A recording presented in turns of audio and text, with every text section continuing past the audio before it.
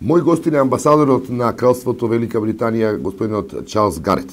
Добро дојдовте на ова интервју. Вие сте на истек на вашиот мандат.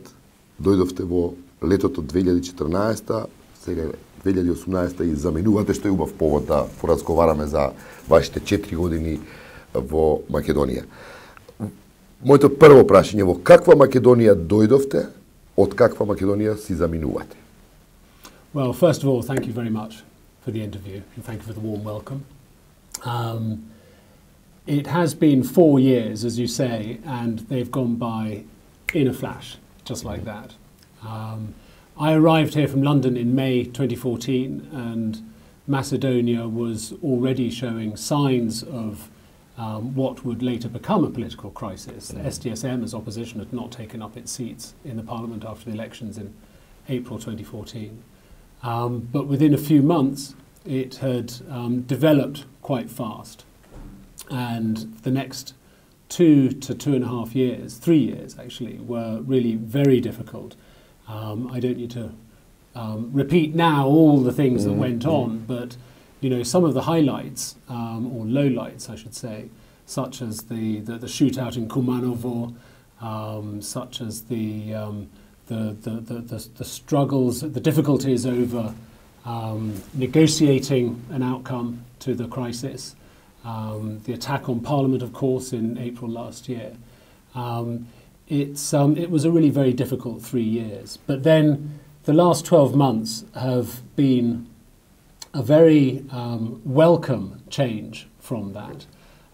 For me as a diplomat, it's very exciting to be engaged in working in a constructive way, looking forward, trying to work out what the vision is for Macedonia and genuinely working in that direction. It's much more strategic than it was before. So I think the short answer to your question is that Macedonia is a different country in many ways from where it was. I think it's been through a very rough patch. It's now in a much more constructive period, and I think it has probably learnt quite a lot from that experience as well, which of course strengthens the country as it moves forward. Крајот на мандатот, предпоставувам и за вас лично е повод да резимирате целата ваша целиот ваш професионален ангажман за овие 4 години. Кои моменти за вас беа професионално најтешки да ги совладате, да речеме, и да одговорите на она што ви го налага функцијата? I think the most difficult challenges were around plotting a really clear strategic path forward, i.e. working out exactly how one should be moving forward, because it was very complex, the political crisis, with many different players, and many decisions were being made from day to day to day. And the challenge then becomes trying to keep everyone focused on the long-term vision of what everyone wanted for the country. That was a general challenge. There were particularly difficult moments. I've mentioned the Kumanovo shootout. That was a really nasty moment in Macedonia's recent history. The attack on Parliament, likewise, a very nasty moment. They required very rapid responses, and in the end, you know, the immediate response was right, but you know, there's still work to be done on that, and so those stories are not over. I think, you know, some of the attention that we in the international community got because of our quite prominent role in what was going on was difficult. But you know, we were working as a team, and that helped to provide protection, if you like. There was a very strong sense of a united front among Macedonia's international partners. We all wanted to strengthen democracy, to strengthen the rule of law, to move the country out of political crisis. And that certainly was a reassurance. Многу на тоа го толкуваа како конспирација. Тоа ваше партнерство на меѓународната заедница кое, како што велите, беше посветено на реформите, владењето на правото. Некои го толкуваат како конспирација за промена на претходната власт. Кој е вашиот одговор на таа хипотеза, ако може да ја наречем? Well, I mean, you know, conspiracy is a word which carries very negative connotations, obviously. What the international community wanted, at least those countries which are actively working to strengthen democracy and the rule of law, was really to act as Macedonia's critical friend, as Macedonia's true international partner. We wanted Macedonia to become stronger because we're all in this together, right? I mean, a strong Macedonia means a stronger region, means a more secure and more stable Europe. So it's in all of our interests to do that. That's why we were working together.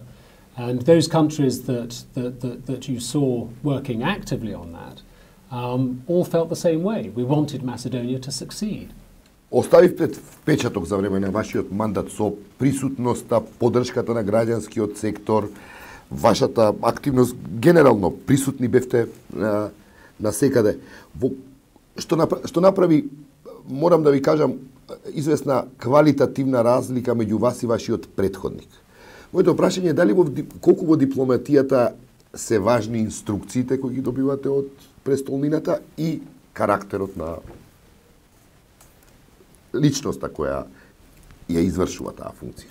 Right. I mean, I think the role of an ambassador, I mean, does depend to some extent on personality. You bring a lot of yourself to the job. There's no doubt about that. But I was operating in extremely different circumstances from my predecessor. There's no doubt that the circumstances of political crisis required a particular response.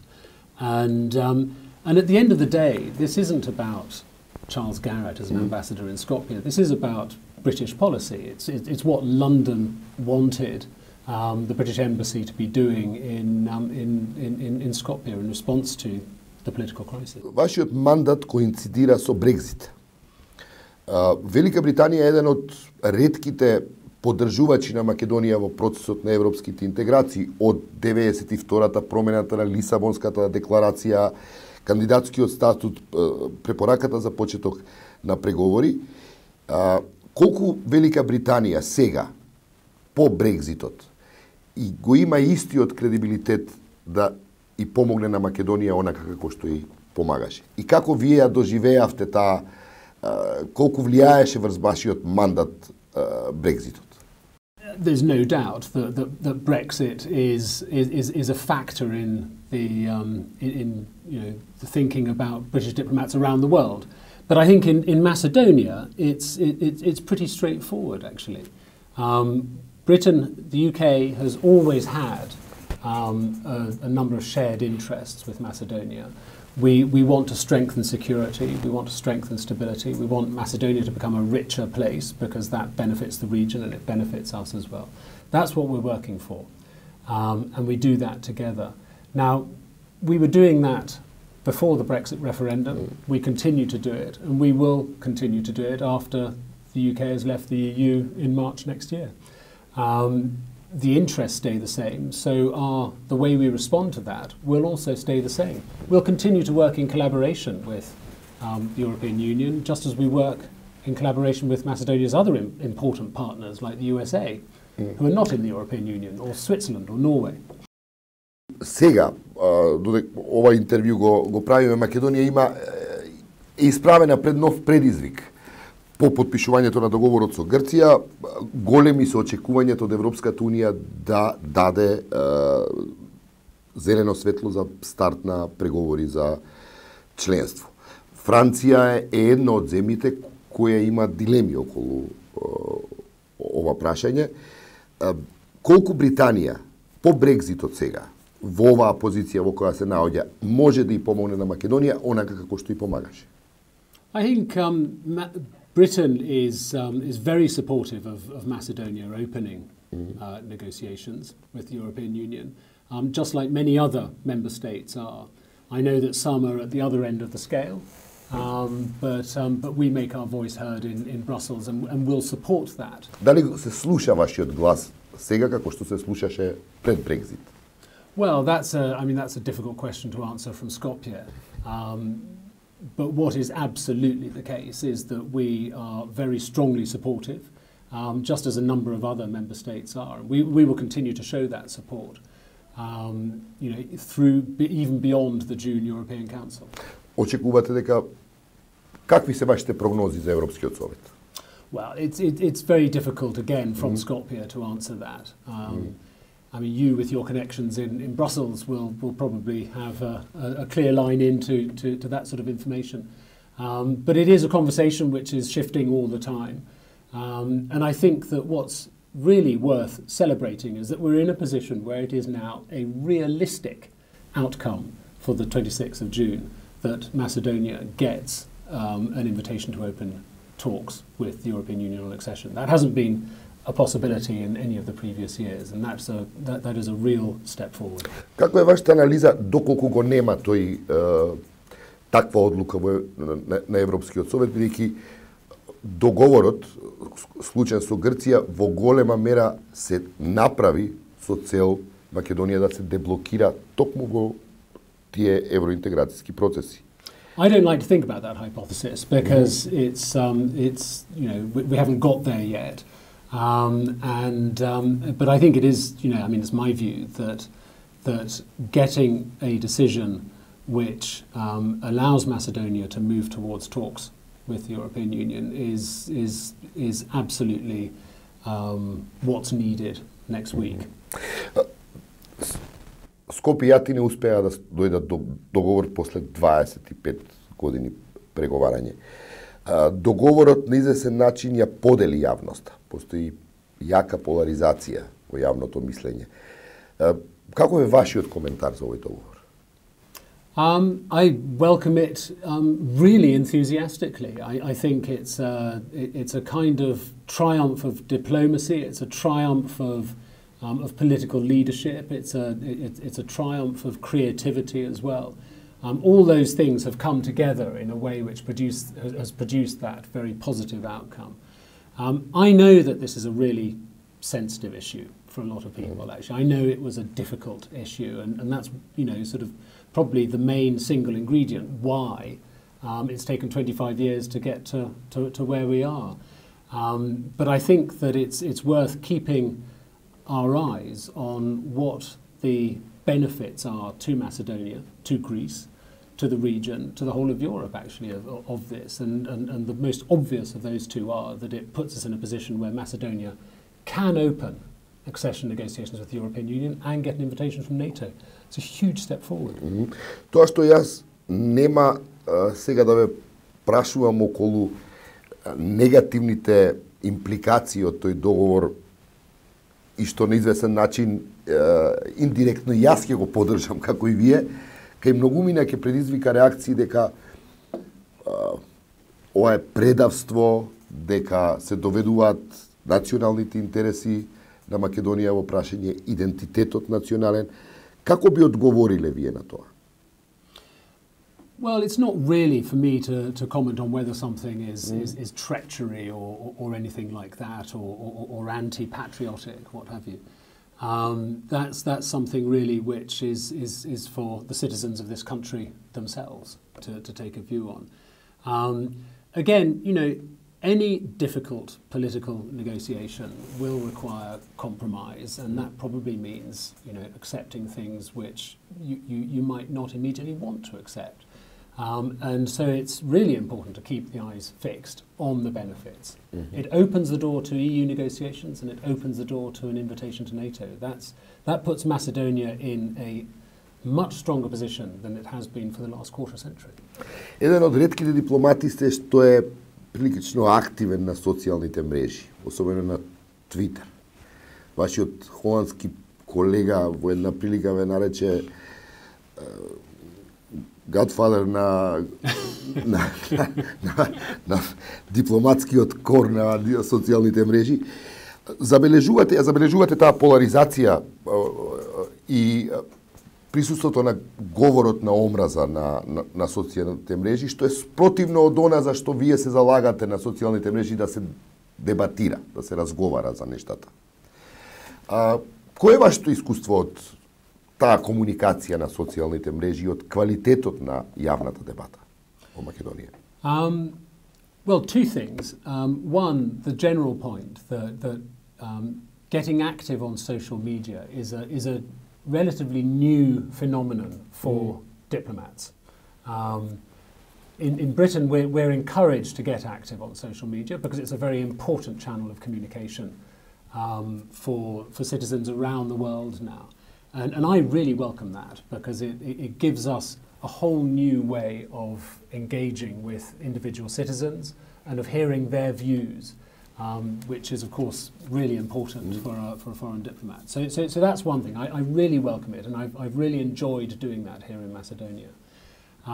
The other point is that it gives you an insight, as you say, into the quality of public debate in the country, and I have to say that some of the debates I've engaged in with Twitter followers, sometimes on Facebook, for example, it's really high quality of debate actually, and it's where a lot of people who feel strongly about issues, where a lot of people who have very sort of clever ideas express themselves, and that makes it a really good environment to do it. It reflects extremely well on the state of public debate. But of course, it's in the nature of social media that it allows people to shout or to say things which they might not face to face. And that makes it a bit of an edgy, sometimes a not very pleasant environment. But I think the good really outweighs the bad in this. Дали мислите дека институциите во Македонија би требало подобро да се справуваат со присуството на говор на омраза? I think that's Какво е вашето искуство од Велика Британија, например? Well, I think it's a challenge and a duty for institutions in any country, especially in Како нов democratic феномен. countries. Yeah, I mean it's difficult in the UK, just as it's difficult here, actually. And I think to some extent that's a feature of social media and the way that people operate within it. I mean, you only have to speak to some of the people in the UK, public figures who have been subject to attack on social media, and you realise that Macedonia certainly is not alone or at the worst end of the scale in this. There's a lot of very nasty stuff out there. And I think that in part that's for institutions to work on and come up with solutions to, but they can't do it alone actually. It's also something that society generally has to come to terms with a bit more and ask itself, sort of how much are we prepared, to use social media as a way of saying things which we simply wouldn't say face to face. Еден од новите феномени се и лажните вести. Во која мера лажните вести во Македонија има негативен импакт врз развојот на ситуацијата генерално? It's really difficult to answer that generally. I mean, I think the phenomenon of fake news is perhaps slightly exaggerated. I think there's always been an element of disinformation, propaganda, fake stories, false stories, sort of untrue stories around. But I think also it's very difficult to tell exactly what influence it has on the debate, even more so exactly what influence it might have on decisions. So I mean, there's a lot of talk about the influence of fake news on the Brexit referendum, for example. Well, we'll never know just what the extent of it was. It might have been very small. It might have been enough to make the difference. I have no idea. But one does need to think, again, it comes back to your point about institutions, your question about institutions. We do need to think about how we ensure that reliable information is out there in the public domain, because if we allow unreliable information to become prominent, then that works against democracy.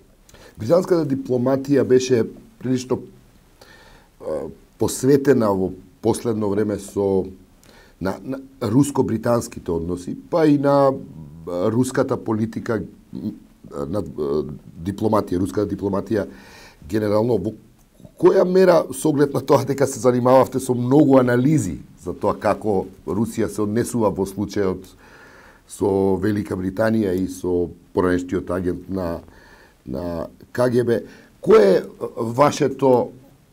вашиот заклучок за позицијата на Русија во однос на Европа, па и во однос на Балканот, особено со оглед на од скоро пројавениот руски интерес на Балканот? Well, it's a huge question, this, actually.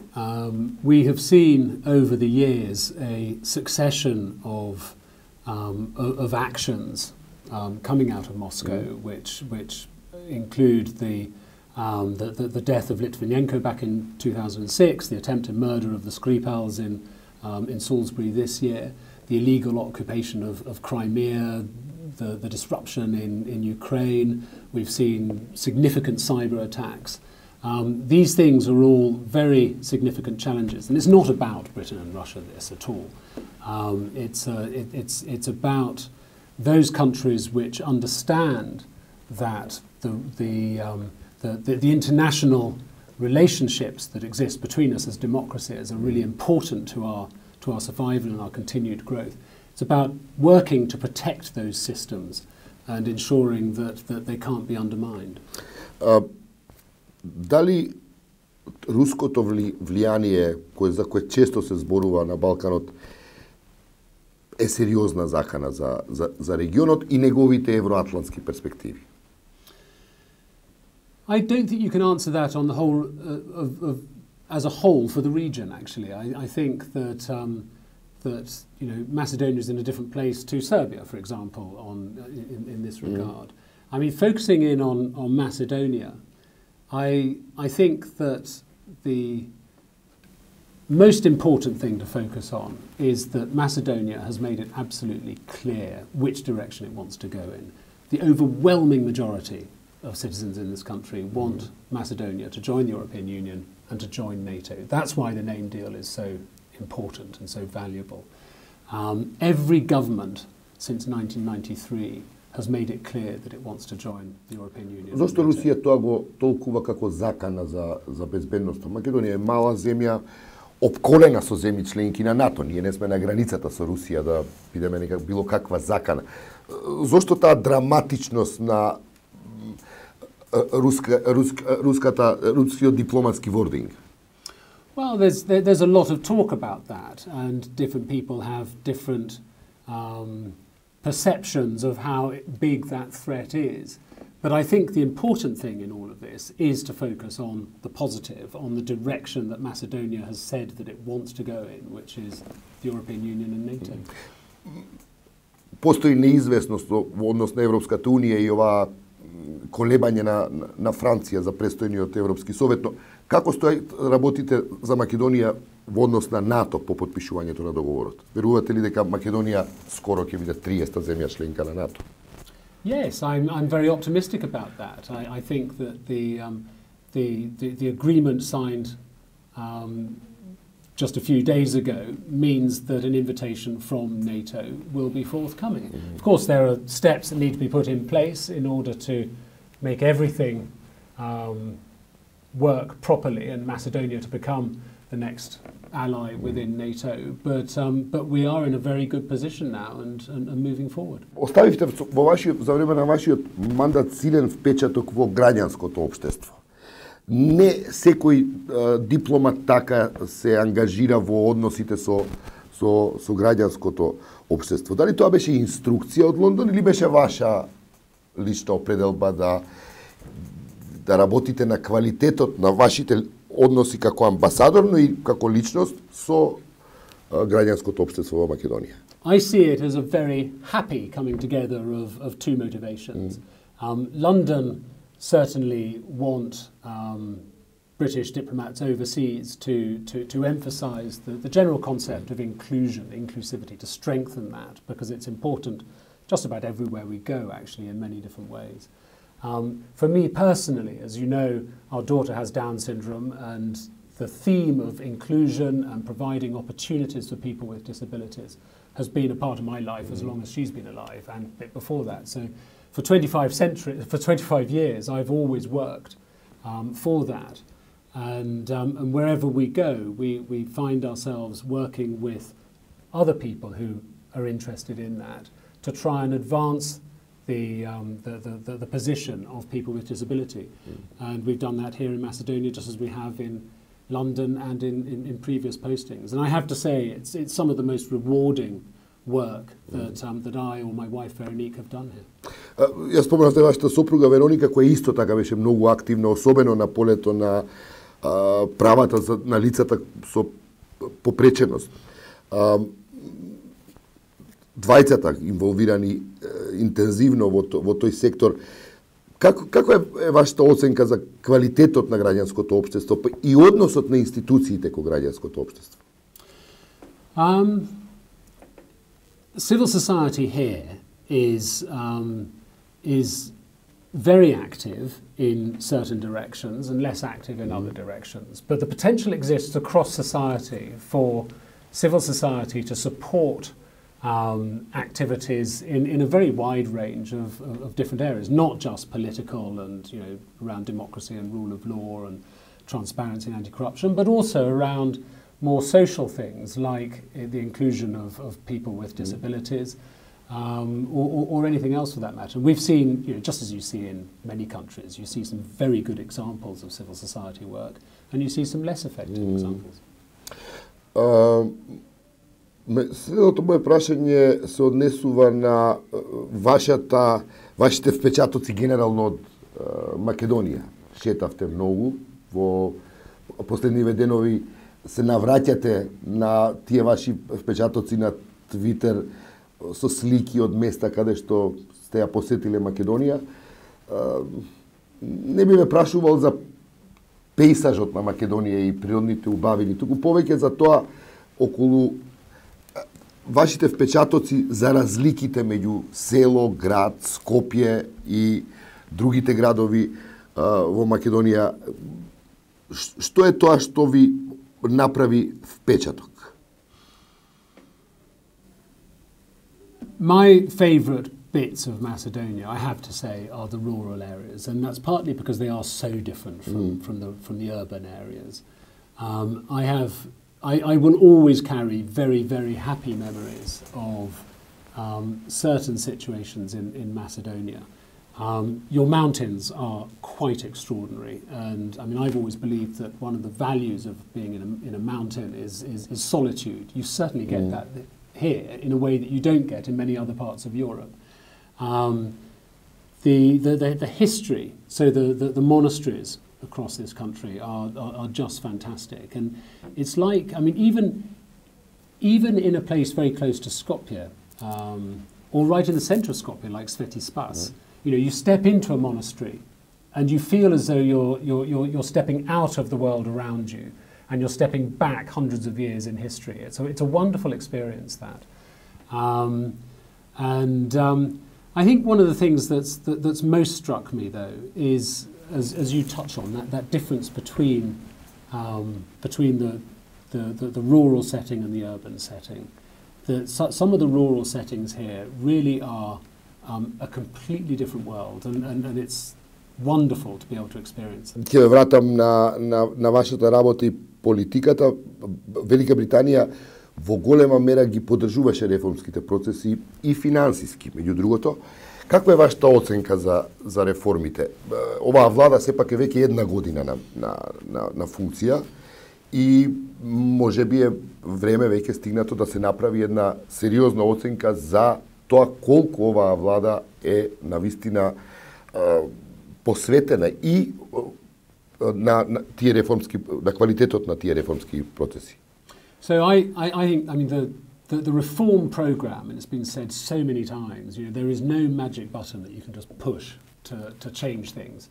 Reform is very complex and takes a very long time. It's about changing people's behaviours, it's about changing institutional instinct, individual instinct, much more than it is about simply writing a new law and changing that. So it will take time. And but what I've seen in the last 12 months from the government is that there is a genuine commitment to get on and do that.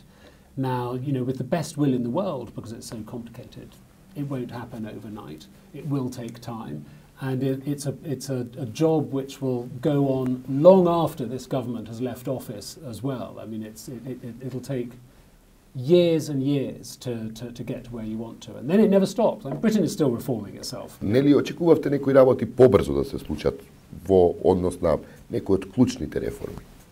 Well, again, you know, I mean, it's really a question of what you can expect to see in 12 months. The government's been in place for 12 months, right? And I think that if you look at something like the European Commission's assessment of reform in Macedonia, which is a very thorough assessment, they point to areas where they've made some very good progress, and they've pointed to areas where more progress could still be done. And I think that's a very fair assessment of it. The UK has always seen this as, you know, the central challenge for Macedonia, and that's why we support the reform effort in this country, have done for years and will continue to for years. We're particularly active in really important areas like public administration reform, intelligence reform, defence reform, transparency, all of these sort of areas. We will continue to support and work with the Macedonian government. Ви благодарам за интервјуто. Thank you very much indeed.